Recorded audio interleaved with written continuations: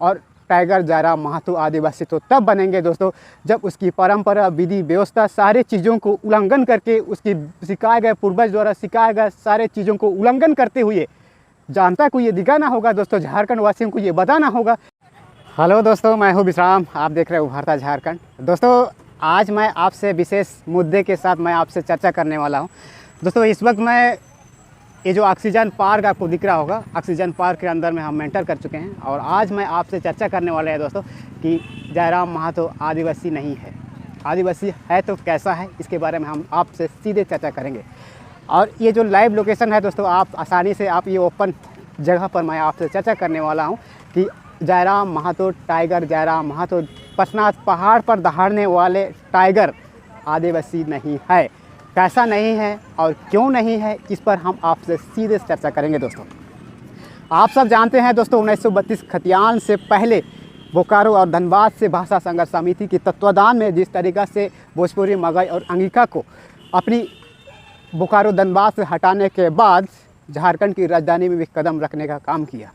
और जैसा ही राजधानी रांची में कदम रखने के बाद दोस्तों 1932 के आधार पर लोगों को एकजुट करना एक सही समझा, क्योंकि उसके पास कोई विकल्प नहीं था, उसके पास कोई विकल्प नहीं था एकजुट करने के लिए। और इसी के आधार पर ही टाइगर जयराम महातो 1932 का एक ऐसा मुद्दा बनाया जिससे लोगों को आकर्षित हुआ। लोगों को इसलिए आकर्षित हुआ क्योंकि इससे पहले हेमंत सोरेन जी अपने चुनाव रैली में ये कहा था कि यदि हम राजधानी की गद्दी पे बैठेंगे तो हम आप सबको 1932 के आधार पर स्थानीय नीति तय करेंगे।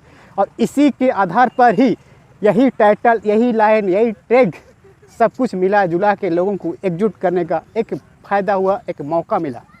और पिछले दिनों से आप सब ने देखा है राजधानी की रांची के अंदर में अलग अलग तरीक़ा से अलग अलग जगहों पर, अलग अलग क्षेत्रों पे, अलग अलग ज़िलों पर इस संगठन से जुड़े लोग अपना अपना दायित्व का निर्वहन कर रहे हैं, आप समझ लीजिए। तो 1932 के आधार पर क्या इससे दूसरा चीज़ उन लोग के पास कोई आधार है जो आदिवासी बनने के लायक है? क्या उनके पास कोई और दूसरा ऑप्शन है? क्योंकि आप सब ने देखा होगा दोस्तों कि इससे पहले भी इसके पास कोई सबूत ना होने के कारण 1932 का आधार मना रहे हैं।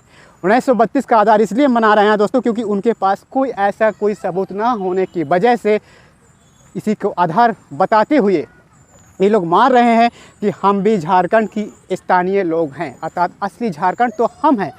अगर हम झारखंडी की बात करें, अगर हम स्थानीयता की परिभाषित करेंगे दोस्तों, क्योंकि झारखंड में 32 जनजातियों के पास अलग अलग तरह की परंपरा, अलग अलग तरह की रीति रिवाज, अलग अलग तरह की रूढ़ी प्रथा, तमाम चीज़ें देखने को मिलेगा।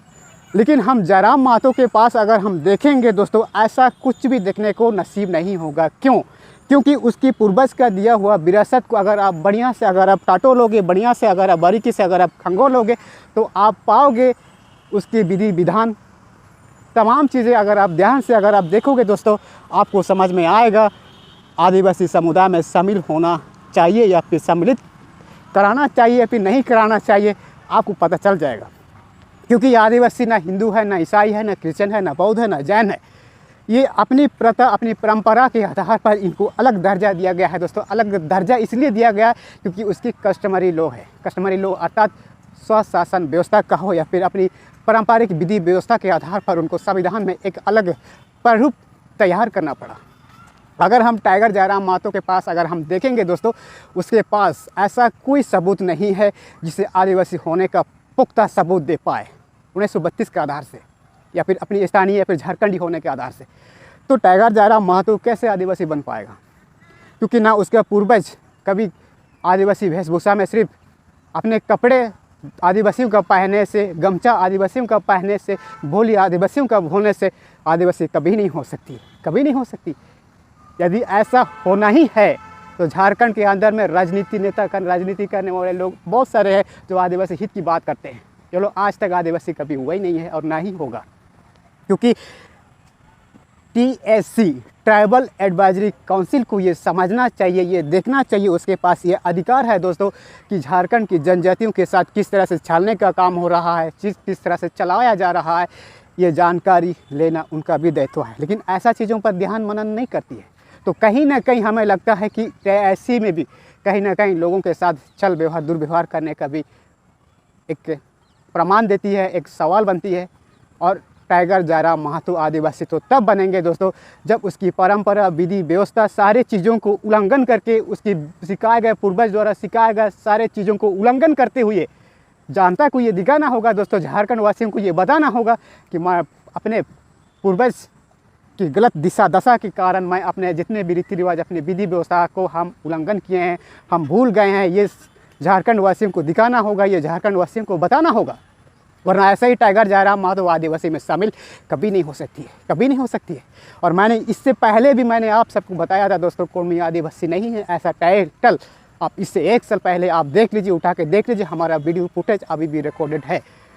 और जब तक पूर्वज का जिस तरीक़ा से विधि व्यवस्था अगर जब तक जायराम महातो उल्लंघन नहीं करेगा, अर्थात उस पर त्याग नहीं देगा, तब तक आदिवासी पर कभी भरोसा ना करे तो बेहतर होगा। हमारे झारखंड जनजाति अभी जग चुका है और समझ में आ गया है दोस्तों कि किस तरह से पिछले 75 साल से हमारे झारखंड राजधानी की रांची में जितनी भी जनजातियों के साथ जिस तरह से छला जा रहा है, ये आज उनको पता चल गया है। और कहीं ना कहीं ये वोट बैंक बैलेंस के चक्कर में एक दूसरे को लड़ाने का काम अन्यथा ना करे, अन्यथा झारखंड में एक और आंदोलन की तैयारी होगी। और मैं आपसे एक जानकारी दोस्तों आपसे मैं शेयर करना, झारखंड राजधानी रांची में अगर 1932 आधारित अगर स्थानीय नीति बन जाएगी, मैं दावे के साथ कह सकता हूं दोस्तों, इस ऑक्सीजन पार्क में मैं चिल्ला के कह रहा हूं कि कोलान में अलग राज्य बनने की मांग जरूर उठेगी। चाहता हूं क्योंकि यदि 1932 खतियान अगर आधारित स्थानीय नीति बन जाएगी, झारखंड राजधानी से अगर 1932 खतियान अगर लागू हो जाती है, कोलान में अलग राज्य बनाने की मांग होगी। कोलान में अलग राज्य बनाने की मांग होगी क्योंकि ये उद्यान आज से कई साल पहले ये उद्यान की बिगुल फूक चुकी है। यदि झारखंड राजधानी रांची में अगर 1932 आधारित अगर स्थानीय नीति बन जाएगी, मैं दावे के साथ कह सकता हूँ दोस्तों, इस ऑक्सीजन पार्क में मैं चिल्ला के कह रहा हूँ कि कोलान में अलग राज्य बनने की मांग जरूर उठेगी। और तब बाहरी कौन है भीतरी कौन है इसका परिभाषित तो तब होगी, क्योंकि शुरुआत आप लोगों ने किया है दोस्तों, ख़त्म तो मैं करूँगा। मैं को आपको समझना पड़ेगा, मैं का इंग्लिश में आई होता है, आई को आपको समझना पड़ेगा। तो ये जानकारी आपको कैसी लगे, हमारा वार्ता झारखंड में ऐसा ही तमाम जानकारी के साथ बने रहिएगा। Bye bye.